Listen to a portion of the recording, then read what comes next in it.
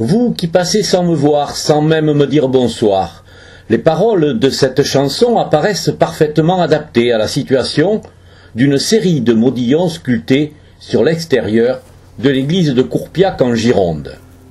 Car ils sont souvent ignorés, ou même évités du regard par les passants. On passe sans faire attention, ou même si on regarde, on ne voit pas le détail.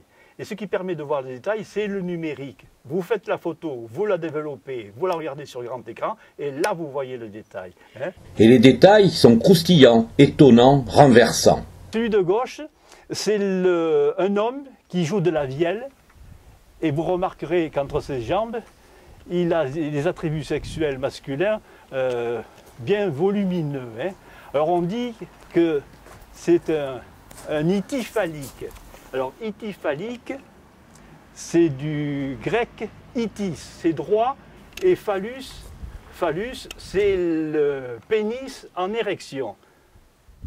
Donc on répète 2 fois l'érection. Les 2 modillons du centre représentent 2 couples avec l'homme à gauche. La femme est à droite. Dans le modillon de gauche, ils sont assis ou accroupis et ils ont leurs mains sur un crâne qui est entre leurs jambes. À côté, l'homme et la femme se tiennent la main. La femme a une sorte de chapeau qui ressemble au chapeau des Moas de l'île de Pâques. Alors vous remarquerez que les pieds sont fourchus chez les 2 hommes, ce qui donne un caractère satanique ou diabolique. À droite, encore un homme, il lui manque sa jambe gauche, mais on aperçoit son sexe en érection. Pénis, érection, position scabreuse, diabolique, satanique, vous croyez avoir tout vu. Pas tout à fait. Sur le derrière du chevet de l'église, il reste 2 modillons, dont l'un reste unique au monde. C'est la pièce unique qui existe donc à Courpiac et qui est connue mondialement par les quelques dizaines d'amateurs de sculpture obscène. 2 personnages. La dame appuyée sur le mur, l'homme entre ses jambes. On rentre dans le secteur X. Vous apercevez le sexe masculin qui rentre dans la vulve. On voit bien le détail. Et alors encore double X. Remarquez que sous le sexe féminin, le sculpteur a sculpté un bel orifice anal, bien ouvert. C'est pas normal, c'est pas physiologique. Donc c'est volontaire. C'est volontaire et je l'appelle d'ailleurs disponibilité orificielle et cela permet d'évoquer la sodomie.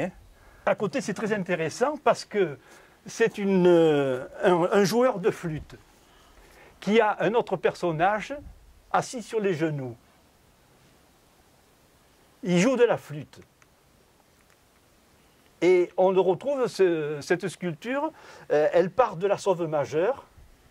Il y en a aussi à Bouliac, la même sculpture. Et il y en a au Puch aussi. Donc c'est le même artiste qui a fait ce genre de sculpture. Et ça peut évoquer, alors on ne sait pas ce qui est entre les jambes, si c'est un homme ou une femme, mais il y a un certain contact. Et que, oui, une idée de fellation, on peut le prendre comme ça. Pour nous, hommes modernes, il nous est périlleux de donner un sens précis à ces représentations gravées dans la pierre. La sodomie, depuis 20 ans, 30 ans, on en parle très librement. Et l'Église, je pense, à ce moment-là, a voulu donner une certaine... des limites à la sexualité, parce que l'Église n'est pas contre la sexualité. Mais qui, du sculpteur ou du commanditaire, a décidé du thème? Les sculpteurs faisaient ce qu'on leur commandait. Parce qu'un sculpteur, c'est un travailleur, il ne travaille que si on le paye. Donc, il travaillait pour des commanditaires. Alors, des soit le clergé, soit des seigneurs. Jean-Paul Delorge a longtemps étudié les modillons que l'on retrouve sur les églises. Ils sont concentrés sur un territoire très identifiable, des sculptures réalisées à une époque précise.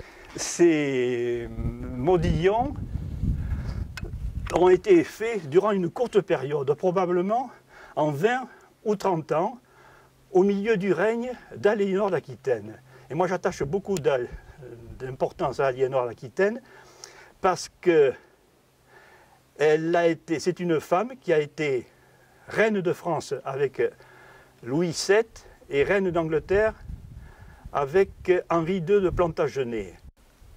Elle a régné sur ce territoire. Et les églises qui ont ces sculptures licencieuses, elles sont concentrées sur ce territoire. Il y en a très peu ailleurs. Alors, si vous passez par Courpiac, osez lever la tête vers le ciel. Ne passez pas sans les voir. Désormais, vous savez.